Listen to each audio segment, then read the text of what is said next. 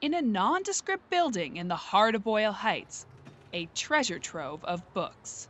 I like sort of the serendipity of a funky used bookstore where you don't expect it. But Libros Schmibros isn't your ordinary used bookstore. Boyle Heights residents pay just $1 for books.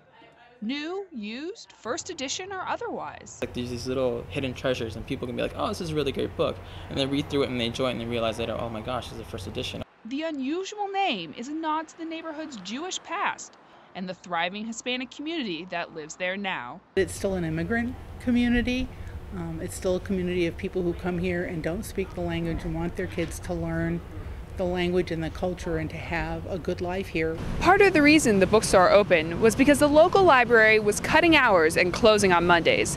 But since then, the influence of Libros Schmibros has spread beyond just Boyle Heights. So you'll get people coming over from the west side to the east side, which never happens in LA. This is a space where people from east and west get to talk and interact about things that they care about books and about the life of the mind. The store relies solely on donated books, but most are from founder David Kippin's personal collection he amassed as a book critic. Kids sit in these disgusting, overstuffed thrift shop barca loungers for, an hour or 2 hours or even 3 on end reading poetry. He hopes by bringing books to the neighborhood, he can help enrich the already vibrant culture. And so far, it seems to be working.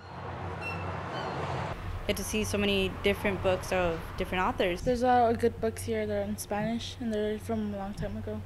They have another small book annex up the street where books are borrowed and purchased on an honor system. We're not quite sure how many books are taken, but either way, we're getting books in the hands and you might get a few dollars out of it. The Libros staff thinks neighborhood bookstores will always have a place, even if big box stores like Borders couldn't succeed. If bookstores have a future, and I think they do, it's in neighborhoods like Boyle Heights. It's in neighborhoods where there aren't a lot of Kindles, there aren't a lot of iPads. It's books or nothing. A temporary pop-up shop in Westwood is helping Libros bridge the east-west cultural and digital divide, uniting two sides of a city that often seem worlds apart. Elyse, Perlmutter, ATVN.